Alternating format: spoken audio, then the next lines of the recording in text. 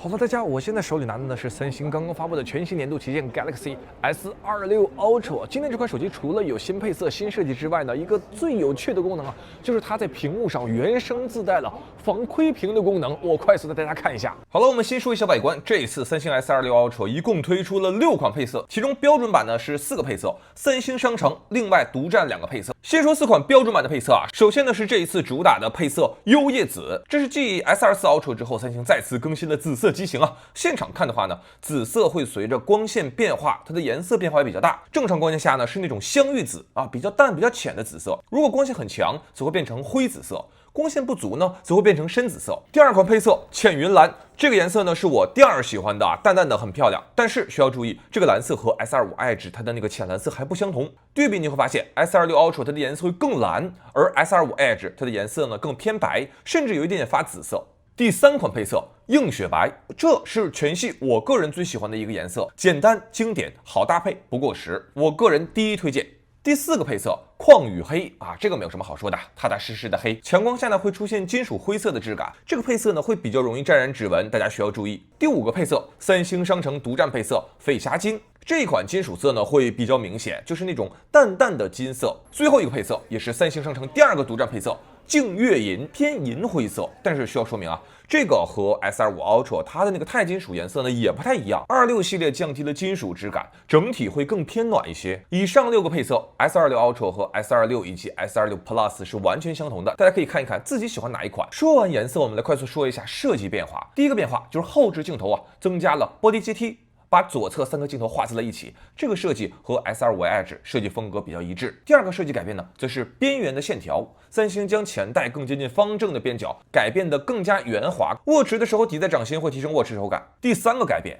邊框從前代的鈦金屬改成了這一代的裝甲鋁金屬，重量上減輕了4克，核心它還是為了去提升散熱。這一代较前代提升了超過20%。在邊框質感上，雖然說都是噴砂金屬，但是這一代鋁金屬要比上一代鈦金屬外觀要更細膩一點，上一代呢是更粗顆粒一些。外觀設計的第4個改變，厚度啊，比前一代減薄了0.3毫米，減薄這0.3毫米也讓三星率先在各大品牌的超大杯中啊，率先進入8毫米以內。第5個外觀設計改變 ，USB-C 充電接口更接近中心線了，强迫症心裡會好受一些了。第6個外觀設計改變 ，S Pen 的造型改變了，其中筆帽位置這個按鈕從之前的對稱設計改成了現在不對稱的帶有一個小弧度的設計。之前你是可以正反隨便收納的，但是現在如果你反着收納的話，你也能收納，但是筆帽那個位置會多出一截。另外，經過我仔細觀察，新款手寫筆它整體直徑要縮小了，體積呢也要更小一些，筆上的這枚實體機械按鍵面積也有所縮減，不過功能和前代是完全保持一致的。以上就是 S26 Ultra 在設計和手感上的變化。那麼今天視頻的第3部分來聊一聊大家最關注的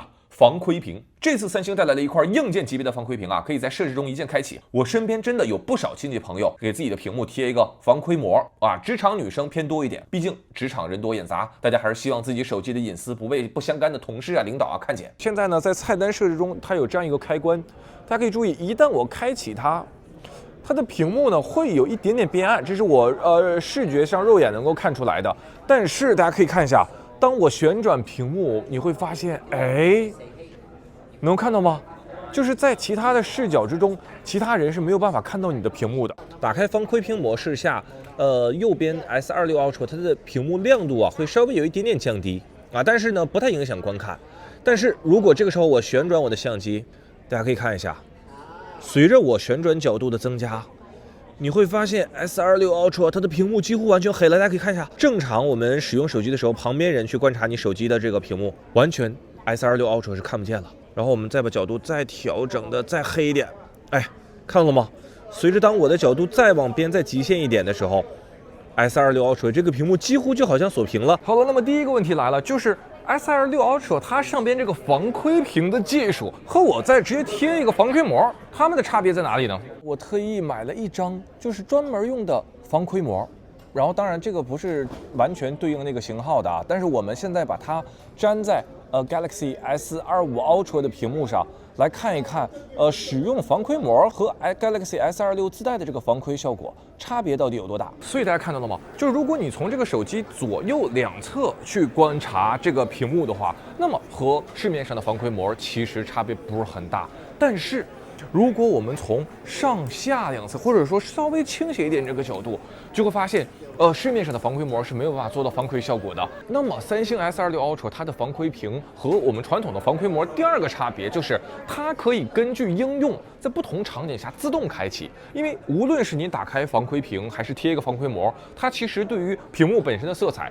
都是有影響的。而且我在生活中就遇到這種情況，就是有其他人他想給我分享他屏幕上的內容的時候，結果因為他貼了一個膜，我壓根兒就看不清。這個時候防窺膜反而成為了一個累赘。現在 S26 Ultra 上這個問題被解決了，也就是說，當你打開某一款你希望保護隱私的 App 的時候，這個防窺技術它會顯示；而在一些你覺得隱私保護沒有那麼重要的 App 當中呢，它可以正常的去显示你這個屏幕色彩。開啟條件這裡呢，如果我點擊開來，你會發現啊，你可以在任意的應用中去開啟這個功能。那麼我把相冊給它打開，那麼在這種情況下，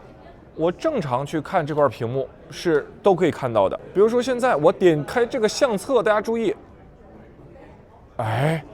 看到了嗎？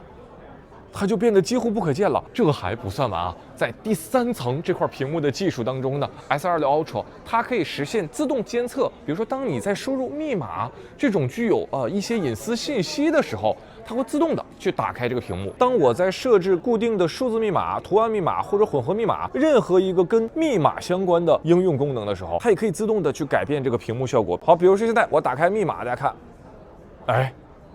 看到了嗎？完全黑下來了。也就是說，當你在輸入一些不涉及到隱私、不涉及到信息安全的應用的時候呢，你的屏幕是一個正常使用的屏幕。一旦你設置到某一個密碼功能，哎，其他人就沒有辦法看到你輸入密碼了。我覺得這個要比此前的那種什麼亂序密碼呀好用太多了。這還不算完啊！第4層這個防窺膜的技術保護，就是它可以針對你的彈出消息，只針對那個彈出消息對話框來進行保護。大家可以看一下，比如說現在我這款 S26 Ultra 就打開這個功能之後，當新消息來推送的時候，你會發現，當你正面對着這個手機觀看是完全沒有任何差別的。但是如果從斜着的方向去看你这款手機的屏幕通知，他們是看不到的。所以三星這塊防窺屏幕啊，從4個角度都要完勝現在的防窺膜。這還不算完，我在這個國行版本發現它設置下邊新增了一個叫做最大隱私保護。比如說現在是正常的一個屏幕，然後我現在打開防護隱私，哎，大概是這種效果。然後這個時候我再打開這個最大隱私保護，你會發現這個黑色的地方啊，好像變灰了。這個位置能看到嗎？也變灰了。不過呢，在這個功能的開啟選項中，它提示如果要開啟這個功能的話，即使你正面觀看這個屏幕，它可能也会受到影響。所以我覺得，如果大家沒有那個隱私保護那麼強的話，可以不開這個功能。所以三星這塊屏幕就是在超高素質的前提下，之前擁有防反光鍍膜的前提下，現在又擁有了一個防窺探模式。那這一次在影像，也就是相機環節上呢，核心的那些參數都沒有變，比如說主鏡頭依然是一顆2億像素的鏡頭啊，然後超廣角依然是一個5000萬像素超廣角，然後它支持一顆3倍鏡頭，還支持一顆5倍的長焦鏡頭，這些核心都沒有變。但是這一次呢，在光圈上啊，它得到了提升，所以無論是在暗光的視頻拍攝，還是在暗光的照片拍攝，它的噪点都更少了，整個畫質都變得更加清晰了。其中主鏡頭光圈從前代的 f1.7 提升到了現在的 f1.4，镜光量提升47%，5倍長焦從 f3.4 的光圈提升到了 f2.9，镜光量提升37%。三星的現场搭建了一個暗光场景啊，這張大家看到的是主鏡頭拍照，這是一張照片的邊緣，你會看到左邊這個 S25 Ultra 細節上還是要明顯落後於右邊 S26 Ultra 的。主鏡頭的視頻降噪能力有明顯的提升啊，大家可以看一下上方這種布料的細節。另外，在色彩準確性上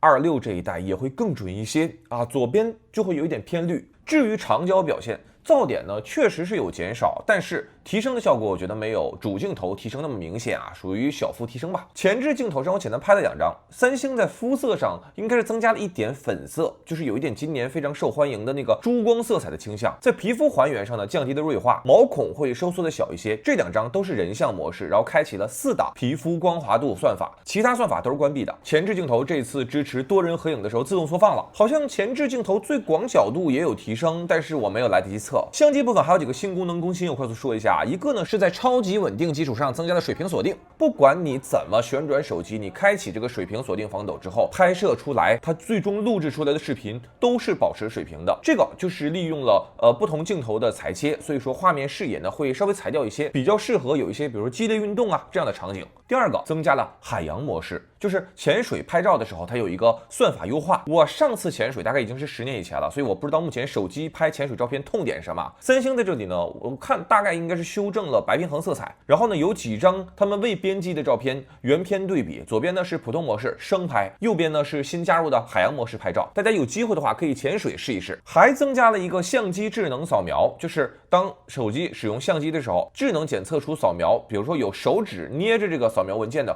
或者文件上有釘書釘这類干擾信息，手機呢會自動的消除掉這些比如說手指啊或者釘書釘啊這些信息，你不需要人工的手動編輯。而在性能方面呢，芯片的這一次是第5代驍龍8至尊版 For Galaxy， 也就是說為三星專門定制了一下，它這個定制呢會增加大核的頻率，去提升在極限場景的它的性能。這次呢，這塊電池搭載的是一個5000毫安時電池，電池容量上其實和前一代沒有特別大的改變，續航呢整體跟前代是保持一致的，但是這一次它的充電速度來到了60瓦，速度呢30分鐘可以充入電量75%，這個速度對於三星來說真的是一個史詩級提升。因為大家知道過去的幾年時間，三星對於充電速度一直都非常的保守，但是這次對於日常大家生活使用啊，應該會方便很多。最後說一下 AI 啊，這次國行版本的 AI 是有些驚喜的。首先，這次 AI 功能呢，它分成本地和線上。本地功能依然是所有版本通用，比如說增加了來電助手，接到陌生來電的時候呢，手機可以自動接聽，然後 AI 通過語音來確認來電人的身份信息，從而幫助用戶去過濾掉一些騷擾電話。這些本地運行的 AI 功能，國行和海外版本都通用。在聯網的 AI 環節上呢，我現場體驗的是美版，它運行的是 Gemini， 現場演示了一個就缺了一截蛋糕，然後你拍一張照片，然後 AI 可以把這塊蛋糕補全。現場看這個效果很好哎，但是聯網過程是需要花費一些時間的。另外呢，還展示了把拍攝的照片通過卡通的形式变成貼紙，比如根据我當天的髮型、眼鏡、衣服以及相機生成了一系列卡通圖案，我覺得這個也挺像的。然後呢，你可以把這些貼紙應用在短信或者社交應用當中。對於中國區的國行版本，這次三星聯手的是豆包背後的火山引擎。我現在面前的這台呢，就是國行版本的 S26 Ultra， 然後它現在運行着的就是和豆包相同的火山引擎。我現在快速給大家展示2個有趣的小功能，這是我剛才在發布會現場拍攝的照片。那這個時候我只需要打開相冊裡的這個功能，然後選擇創建。然後呢，比如說我們現在給它勾選上，然後跟他說把這個人的衣服換成中间紅頭髮小哥的那件衣服，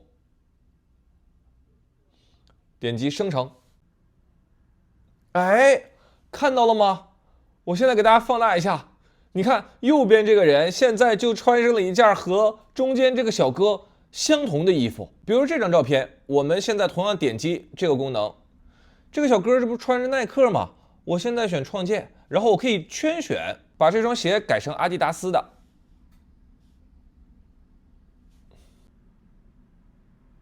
哎，大家可以看一下，比如说這張照片，我們同樣可以選擇，然後選擇創建。這個時候大家看啊，你還可以添加照片，比如說我現在選擇一張小狗的照片，你看它會自動的選定這張小狗，我們點完成，把女生手裡的娃娃替換成這隻小狗。生成。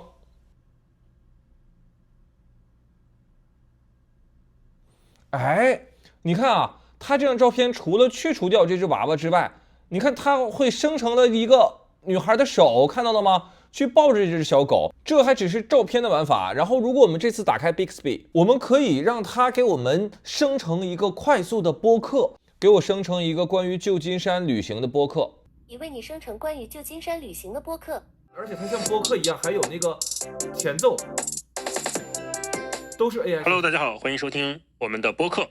今天我們要聊的呢是關於舊金山的旅行。那我們會在這期節目當中呢，先給大家聊一聊舊金山有哪些不可錯過的標誌性的景點，然後再給大家聊一聊在這個城市裡面有哪些比較方便的交通方式。好，那我們就開始今天的舊金山之旅吧。咱们第一個要聊的呢是關於舊金山的一些不可錯過的美景啊，就是標誌性的景點。對，想問一下，就是漁人碼頭這個地方到底有什麼特別的？然後怎麼去會比較方便？漁人碼頭它是在這個舊金山的這個海濱，然後它是一個非常熱鬧的一個旅遊的區域，有很多餐廳，很多賣紀念品的小店，也有很多娛樂項目。這個女生最有名的就是那個畫畫着大螃蟹的那個圓形的廣告牌。怎麼樣？這就是 Bixby 啊，用 Bixby 直接生成的。我覺得這個效果真的非常棒。大家拿到手機之後，可以開發更多有趣的玩法。對於三星 S26系列的總結啊，我覺得 S26 Ultra 還是核心中的核心，對吧？無論是它從它的外觀設計改變啊，更加的舒適握持，還是從它的